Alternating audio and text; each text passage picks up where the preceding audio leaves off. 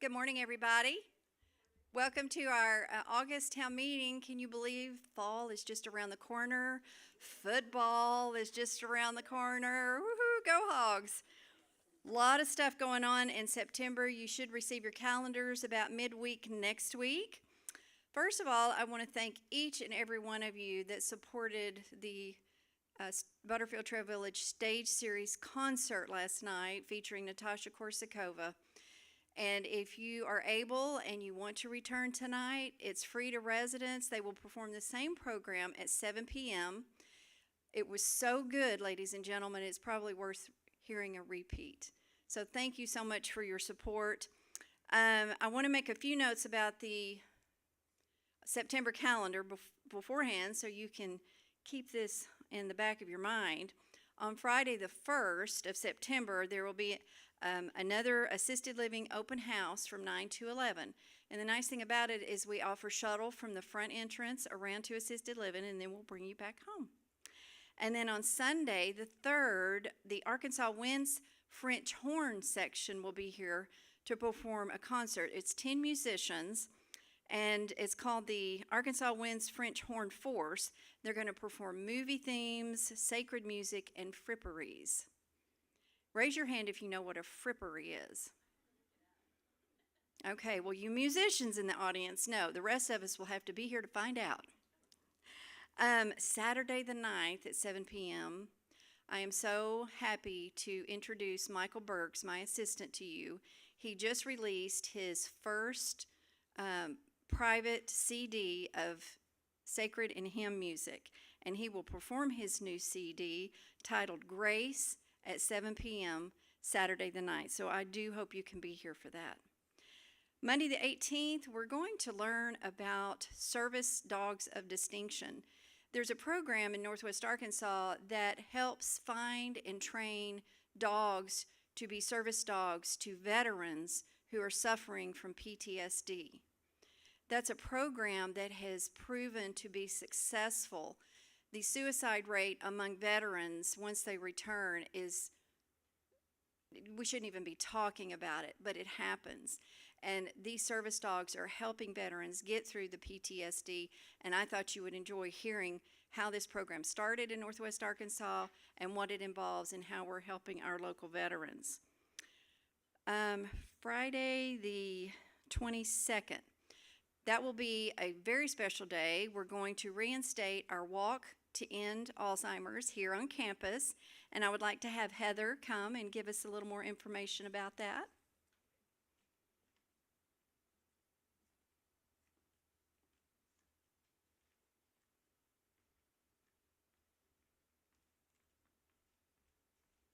Good morning, Butterfield. So yes, on Friday, September 22nd, we will do the Walk to End Alzheimer's. It will just be here at Butterfield Trail Village. You're going to get a flyer in your mailbox soon, and there will be other marketing that goes out. But it's going to start at 9 a.m., and we're going to meet in the front entrance here. And we're just going to walk around the building, around the village homes, and around the cottages as well. So this will be the fundraiser. I encourage everybody to wear purple that day. If you want to decorate golf carts and use those, I encourage that. Let's really show out that we can support the Alzheimer's Association. While I'm up here, just to reiterate what Ricky said, there will be the open house next Friday at the assisted living facility. This is just going to be a drop-in event from 9 to 11. We will have some refreshments for everybody. Come in, take a look, ask some questions, talk to the residents that are there. So I encourage everybody to come out for that as well. And then on September 23rd, which is a Saturday, we're going to be hosting Hogs and Hot Dogs.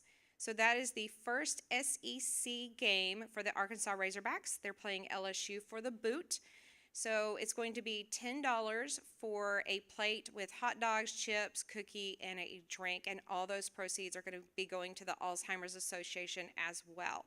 So please, we would love for you to show up for the Hogs and Hot Dog event.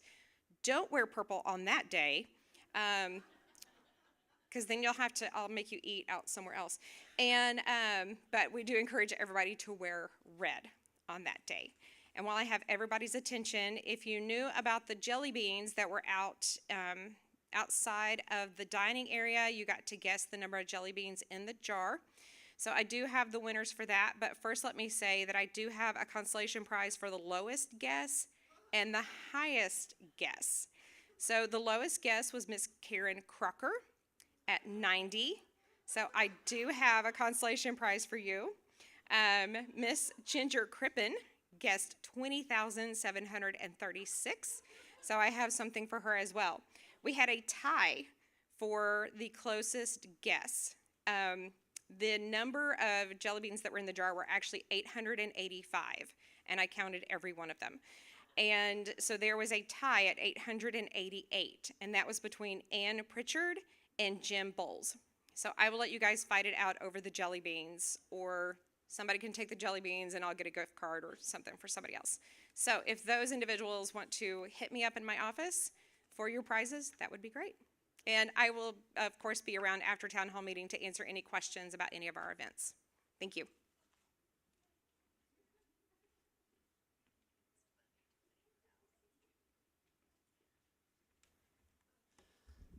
I'm ahead of the game for a change. I started wearing red today. So, Joe Permy, Director of Facilities. Just a couple quick things. First, a very sincere thanks from the Maintenance Department for your patience. With all these record highs and with the pressure washing in the patio, some of our routine work orders that hopefully are used to us being there quickly, changing a light bulb, doing this, doing that, have lead times now, sometimes of up to a week because of the extreme temperatures taxing HVAC units that weren't meant to cool this kind of heat, because this part of the country usually doesn't have that. And the pressure washing, since we accompany them since it's your homes, ties up 1 to 2 people in addition to that. So we appreciate very much your patience. They are not lost. Everything you've called has been written down, and we'll get to them as quick as we can. Bit of good news, the Northeast elevator is up and running. It's getting old enough, parts are getting hard to find. That's what's taking a while, so we're looking at upgrading it as we did the South Atrium elevator a few years ago. So that's a process we're going to start, so hopefully we won't have to wait when it goes down again. We'll have to wait for the refurb, obviously, but that will solve a problem in the long run. Quick update on special care renovation. The date to move the residents from houses 1 and 2 into house 3, which is being finished, is scheduled for September 12th, which is a Tuesday. We are reviewing August 31st, doing a complete walkthrough to make sure that that's solid before we send notices out to residents and families, so that you're not gearing up for something to happen. But right now it's looking good. September 12th is the date that's been set for that move. Very quickly, September 13th, they will be moving into houses 2 and 3 to get, 1 and 2 to get started. We will update you on a timeline on that. We have some discovery to do for some plumbing and a few things before we can really set a timeline for that one, as far as some of the new serving things that Memo is putting in the main area there in house 2. So those are a couple quick updates. Any questions? All right, I got off easy. I think Memo's next with some updates.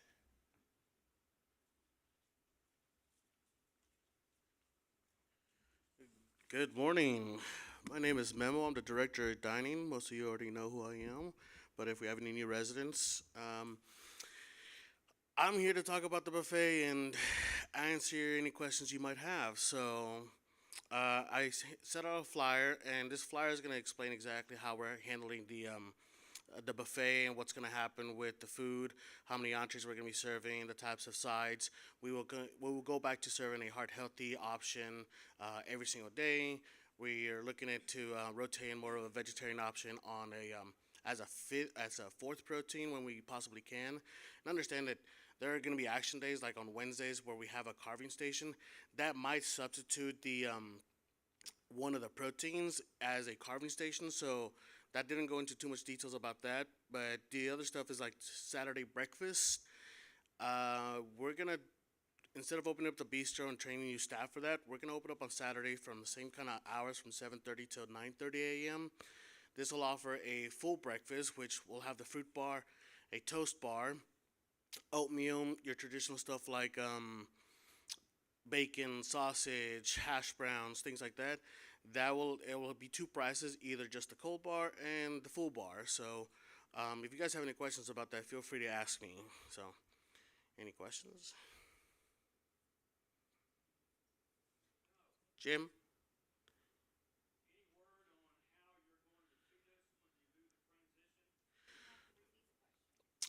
Jim's question is how we're gonna feed the residents during the transition.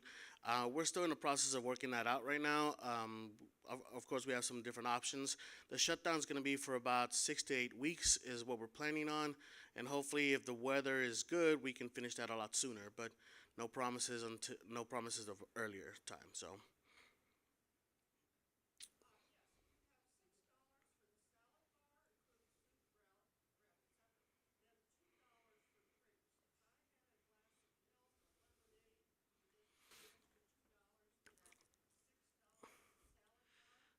So we don't charge the residents for drinks. If the residents come in, your drink is included, just like the coffee is.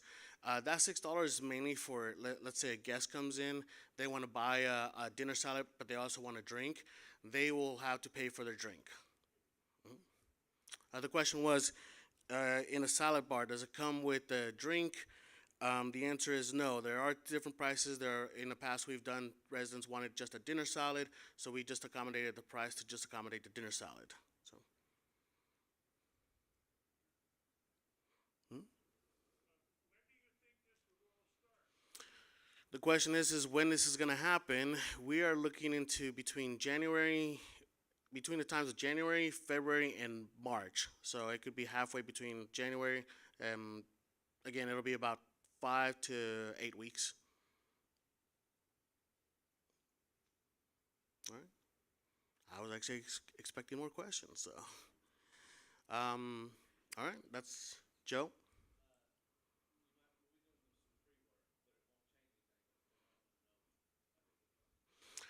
We will be doing some pre-work in order to avoid any delays on the major work. We're gonna do some excavation of the plumbing, so we'll do that between now and January. We'll do some electrical stuff, so when the time comes to change over, the plumbing will be ready to go. It's the already existing plumbing, but we got to make sure it's ready to go because that could delay us another week. So, yeah. All right.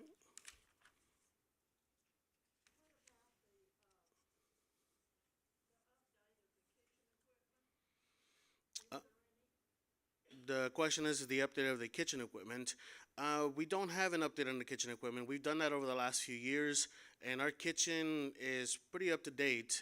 There is one piece of equipment that's going to be part of the new remodel, and that's just introducing the hot boxes so we can do a pass through.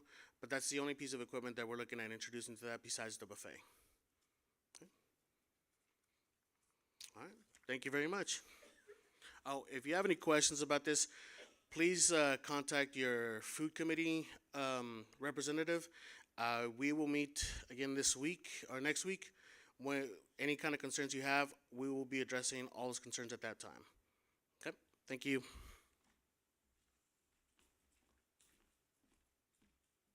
Thank you, fellas. Appreciate all you do. And you're always having to do something to keep Butterfield up and running. We appreciate it so much. So in keeping with current events, I wanted to let you know Kelly Sire, Director of Marketing, myself will be working a date out for the next mugshot session for residents, so we can add that to the photo directory. Did anybody just get what I said? Okay. But we'll announce those dates as soon as we're able to have those. And another page of current events, Northwest Arkansas has enjoyed the comedy through Northwest Arkansas Gridiron Show. And this will be the second year that we have hosted the Gridiron Show. And today we have two beautiful ladies and their scholarship recipient here to give us an update of what the show is going to be here in October. May I help me welcome Gina Shelton and Michelle Parks and their new scholarship recipient.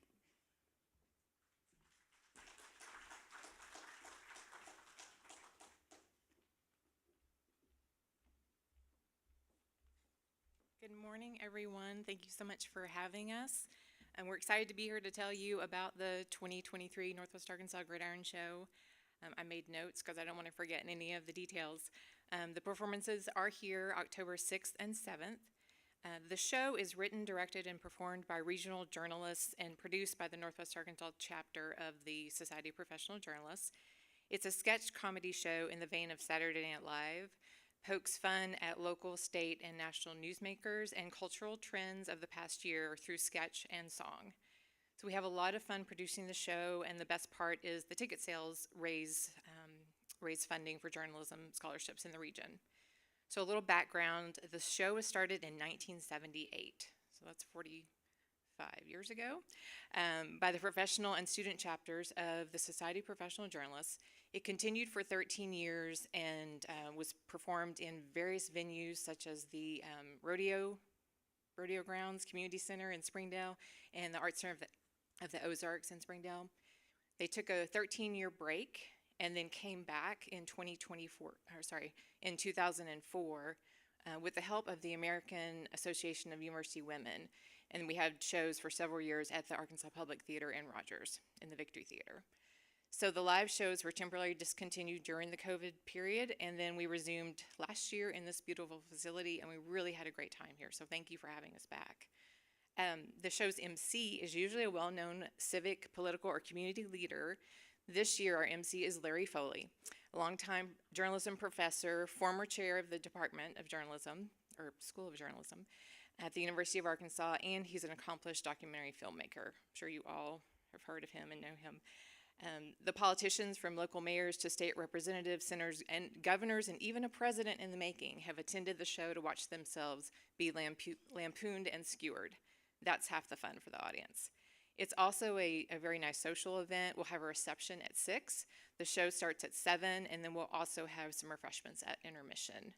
So the tickets for Butterfield Trail residents and your guests are $30 each, and you can purchase those here through Butterfield Trail, and Ricky can give you more details on that. And I would like to introduce Jenna Shelton. She is the president of the Society of Professional Journalists chapter. So if any of you are concerned, what can you do about the future of journalism, about bias, about fake news? This is your opportunity to support young journalists. The U of A actually has its largest class of journalism majors right now, which is surprising considering just the climate that we're in. But we do have young people who are just very concerned about the future, and they want to support their communities. So your ticket raises money for scholarships and for training. This past fall, we were able to have 5 U of A students go to Washington, D.C., and they networked with Razorbacks who work for outlets like Politico and National Geographic, and that's because of you, because of the funding. We also have students who have scholarships. Each year, we award 1 or 2 scholarships, and I would like you to meet Rachel Sanchez-Smith. You may have heard her on KUAF. And she's a senior in the journalism school. Thank you, Shelton. Hi, my name is Rachel Sanchez-Smith. Just like she said, I'm a reporter for KUAF, if you ever tune in to 91.3, our local NPR station, and I'm a senior undergraduate student at the University of Arkansas. And, you know, if you've ever attended a gridiron show or have even thought about going, I appreciate it. Quite literally, that sentiment puts me through college. And not just that, but I've seen the impact that this scholarship makes, not just in my own life, but in volunteering with young journalists. We have a program at the University of Arkansas called the Limke Journalism Program that brings underprivileged high school kids, and through Shelton's work, through professors, we network, we connect them with older students.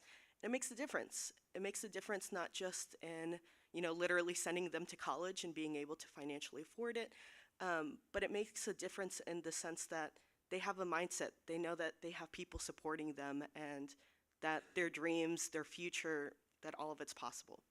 I started my journalism career at Rogers High School, just as editor of the Mountie Spectrum, and then I was recruited. I remember Shelton coming into my classroom and telling me, if you have that eye for news, if you're the person that people are always saying, what's going on, you're that person. You need to be in this program. And I remember going and meeting professors, meeting people, Shelton, various professors that I hope not just that they keep with me throughout the course of my college career, but that hopefully I'll know for the rest of my life. And those scholarships have really made, just a tremendous impact in being able not to be in debt and being able to, financially just be able to take tuition money for, getting to school and paying those parking fees, which aren't exactly too small. But they make a difference, and I've seen it change the lives of not only myself, but of so many other young journalists that have gone through the whole U of A program, and I'm sure the professors can attest here, that we see them like go into the world, get jobs, be involved in their community, be excited about what it means to be a part of Northwest Arkansas and grow up here, no matter where you came from, that we can all call this home, and that we're excited about journalism, and that you might see one of our faces at a Gridiron show. So I appreciate that. Y'all have a good one. So thanks, Rachel. So you'll have the opportunity to meet U of A students. Some of them will be performing at the Gridiron, and some journalists who you'll recognize will be performing and sometimes embarrassing themselves a little bit. But the evenings that we're here, we will have a wine and cheese reception, and we'll have students for you to meet and mingle and ask them questions and talk about just whatever you want to talk about with them. We're really excited to be back.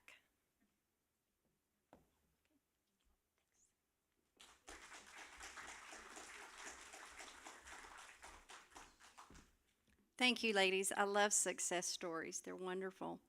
In case you're wondering what this board is, titled Celebrations, you'll have to find out. We're going to move it to the lobby after the meeting, but I want to thank the resident council for coming up with celebrations that focus on the positives of our wonderful Butterfield Trail Village staff. And I feel like Jerry Rose and maybe Ellis are here, that they would be in the lobby just to answer any questions if you have any about that. Jack Mitchell, our CEO, is here, but he's recovering from a little minor surgery, so he's kind of behind the scenes today, but he'll be around too in the lobby as well. Are there any questions for any of our announcements or speakers today? No? Well, I hope you all have a wonderful Labor Day weekend, and we'll see you in a month. Thank you.